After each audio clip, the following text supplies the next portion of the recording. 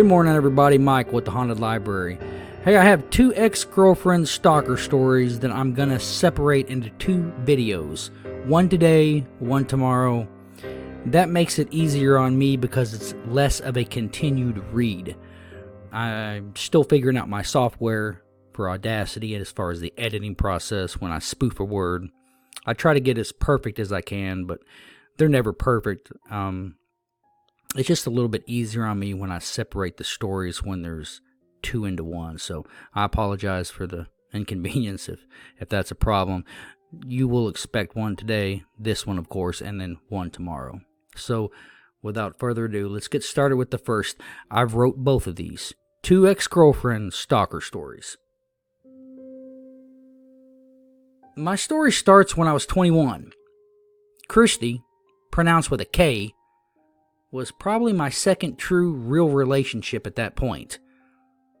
I had met her a few years after graduation at one of those lame parties back in the late 90s.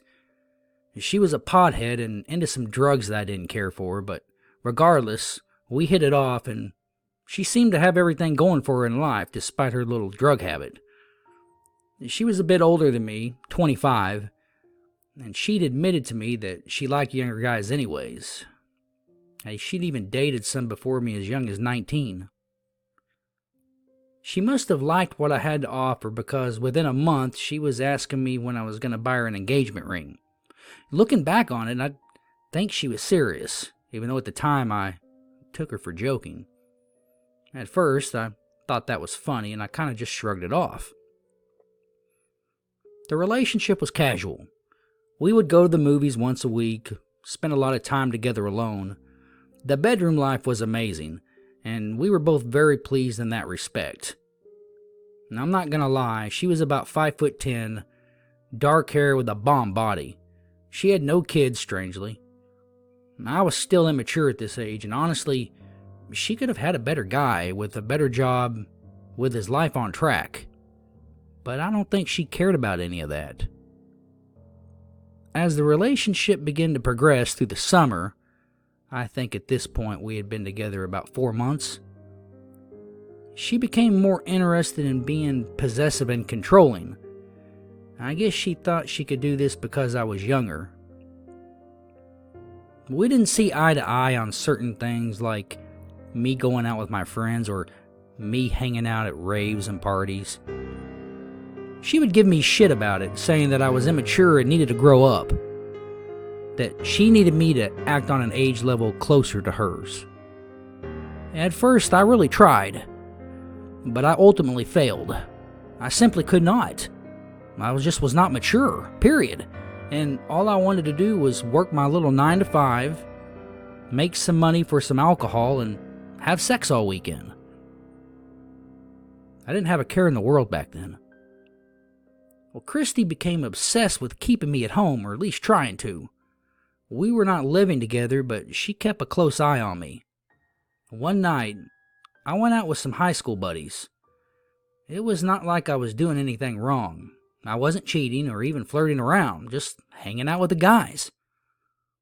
Christy shows up at my friend's house around 1 a.m. after I had started ignoring her persistent texts throughout the night, giving me more shit. One text would say, "How could you do these things to me? I hate your young ass." And the next text would read something along the lines of, "Look, I know you're young and I know I need to be more patient. I'm really sorry." She was basically all over the place, bipolar-like. Now this kind of stuff had been going on for quite some time, but this night was the tipping point for me. I told her to stop or I was going to end it right there. Of course she didn't listen. With her being older and having her own house, and the other things that a guy my age did not have yet, again, I guess she didn't believe that I really would break up. Well, I went outside to meet her, half drunk but still coherent. She gets out of the car, yelling and screaming at me. We argued, and this led to her striking me repeatedly. I just put my hands up to protect my face as she screamed wildly, swinging for the fences with open hands and closed fists. Finally, my friends pulled her off and the police were called. The authorities actually encouraged me to file for a restraining order, and I did. Needless to say, the relationship ended that night. The next day I woke up to 100 missed phone calls, and she had filled my voicemail up with insanely crazy threats, apologies, and her attempts of making me feel bad. It got so bad that I even had to start checking outside before going to my truck. She would be parked outside my house despite the restraining order. At first, I would try to reason with her, but it was ultimately pointless. She had turned batshit crazy. I was watching my back everywhere I went.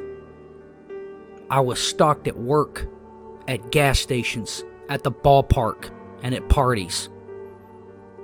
I even caught her creeping around my windows at night, trying to catch me talking to another girl or just seeing if I had company. She simply couldn't handle rejection or being replaced. It got so bad my friends were leery about hanging out with me because they were genuinely intimidated by what she may do. She was unpredictable. In the fall of that year, I got into a new relationship with a good girl my age, and for the first time I felt very happy about that.